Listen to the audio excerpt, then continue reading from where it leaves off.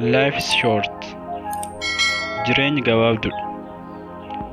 Warri sagalee kana dhaga'aa jirru hundi keenya addunyaa kanarra waliin jiraachaa jirra. Wantoota wal fakkeessan hedduu qabna. Akkasumallee waliin jiraachaa wanta adda itti baanullee hedduu qabna. Jireenya keenyan waan baay'ee dhabuu barreerra ta'a. Warreen jaalan kan nu jaalatanillee dhabneerra ta'a. Warra baay'ee kunuunsinu dhabneerra ta'a. Garuu nuti amma iyyuu asuma jirra. Waan kana dura dhabnetti baay'ee miidhamneerra ta'a. Yaa ta'u malee gara fuulduraatti imaluu feena. Garuu kan dhabne ilaalee duubatti deebina.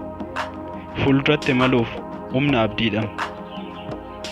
Wanta tokko sitti hima. Nan beeka waan siif barbaachisan yookaan waan baay'ee jaalattu dhabdeera dhugaadha. Ta'us garuu jireenyi gabaabduudha. Gaddaaf abdii kutannaaf hin taatu. Waa dhabdullee ati ofii kee ni qabda waan ta'eef fuulduratti deemi. Akkaataa jireenya kee hafe kana itti gaggeeffattu taa'ii yaadi.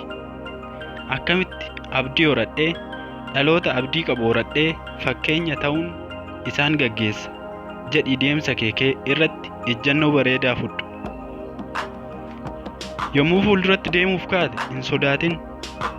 Wantoota milkaa'ina yaada keenyaa duubatti harkisan keessaa sodaan isa tokko waan ta'eef hin danda'u hin jedhin. Ilaalcha namootaa hin sodaatin.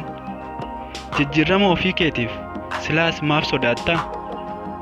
Irra siif deebi'u. Jijjiirama ofii keetiif silaas maaf sodaatta? Addunyaa kanarra namni si ta'uu danda'u siif si qofa. Kanaaf eenyummaa kee eenyullee akka sirraa fudhatuuf hin eeyyamin. Ofiif amanamuu keef hin sodaatin. Ofiif amanamuu keef immoo hin sodaatin. Haqa qabaachuu keetiif hin sodaatin. Nama addaa ta'uu keef hin sodaatin. Deemsa kee keessatti yoo gufuun si dhoofte hin rifatin, hin sodaatin. Silaas gufuun nama dhaabbatu akkamiin dha'uu dandeessi? Gufuun akka tasaa karaa kee irratti si dhooftu kan si kuffistu miti. Si gufachiisuuf yaalte malee. Ati garuu gufuu si quunnamu beekuu qabda. Cimsi akkan ofiin jedhe. Yommuun imalu yookaan gara kaayyoo koo yommuun imalu gufuun ni jirti. Ishees caaleen darbu jedhe of amansiise. Eeyyan ati nama gufuuf kufu miti. Mul'anni kee gufuu sana booda jira waan ta'eef irra darbi mul'ata kee ga'i. Kan mul'ata qabu mala qaba. Kan mala qabu mana qaba. Jechuun iddoo nagaan keessa jiraatu qaba jechuudha. Ati addunyaa kanaaf nama addaa taatee uumamte.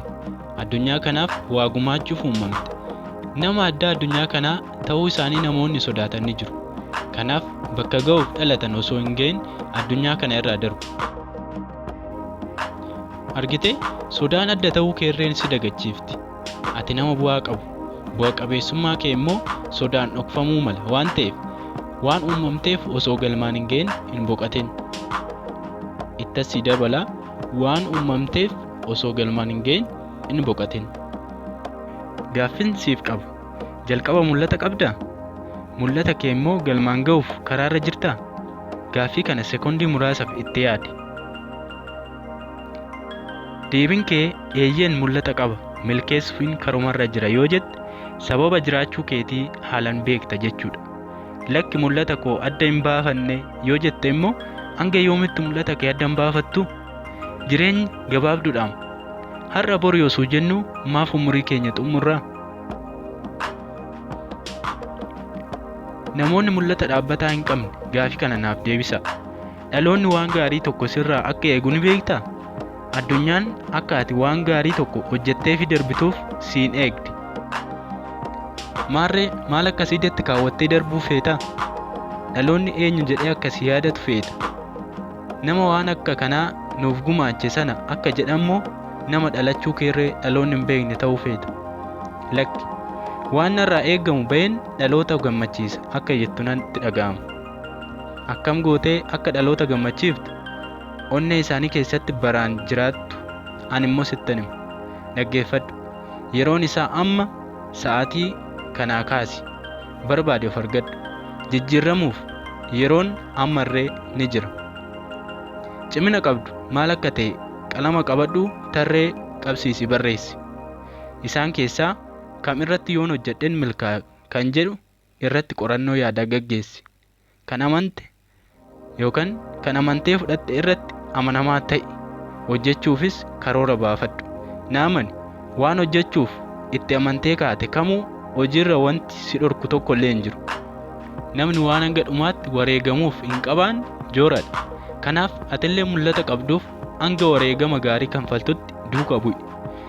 Waan itti amante hojjettu yoo barbaachisaa ta'e hanga du'aatti amanamiif. Sababni isaa mul'anni kee suma qofa qaba. Ati yoo dhiiste ni du'a waan ta'eef. Dhaggeeffadhu. Mul'anni kee suma qofa qaba. Ati yoo dhiiste ni du'a waan ta'eef. Wanti beekuu qabnu kan bu'uuraa tokko immoo ni jira. Yeroo jijjiiramuu eegaltu wanti hundi bakka duraatti sin eegu. Fakkeenyaaf hiriyoota hedduu qabda ta'a. Isaan waliin yeroo kee dabarsaa turte ta'a. Gaafa ati gara kuteenyaan daandii kee irra yookaan gaafa ati gara kuteenyaan daandii kee gara milkaa'inaa irra buutu carraa hiriyoota kee waliin yeroo dabarsuu dhabda. Sababni isaa amma yeroo jijjiiramaa irra jirta waan ta'eef.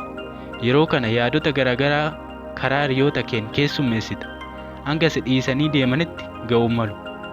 Kanarraa wanti hubannu tokko ni jira. Jijjiiramuun kee namoota tokko tokkoof mataa bobuu akka ta'edha.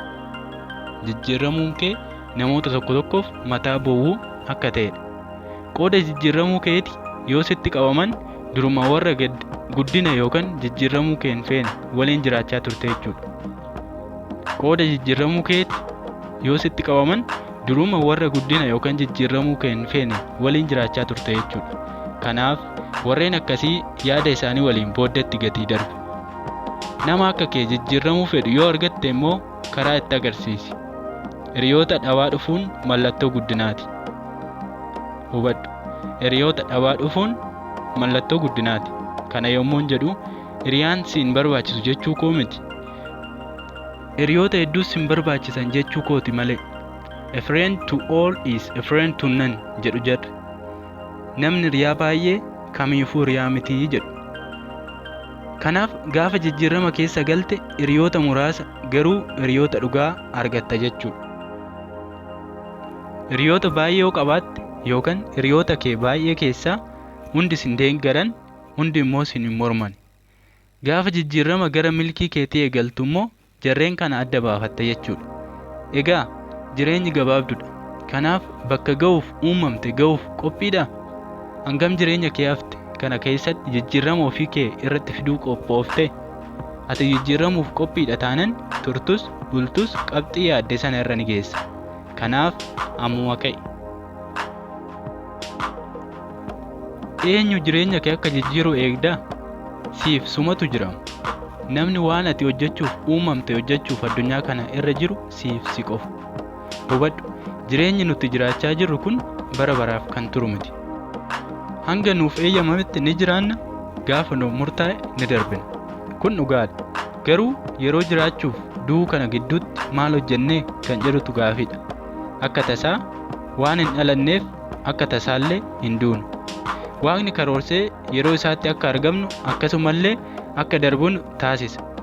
Gaheen keenya sababa dhalannee beeknee wanta dhalannee saniif jiraachuudha. Turtiin jireenya keenyaa gabaabdudha. Garuu jireenya keenya dheereffachuu ni dandeenya. Akkamitti? Jireenya keenya kan dheereffannu yookaan jireenya keenya dheereffachuu kan dandeenyu wanta dhaloota dhufu dhaalchifnu lafa keenyee eeguudhaan.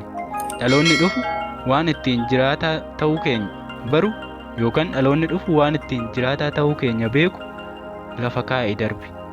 Yoos ati jiraatadha. Har'aaf xumureera. Horaa bulaa deebanaa. An Didimoy. Yoomiyyuu jijjiiramuuf yeroon ni jira.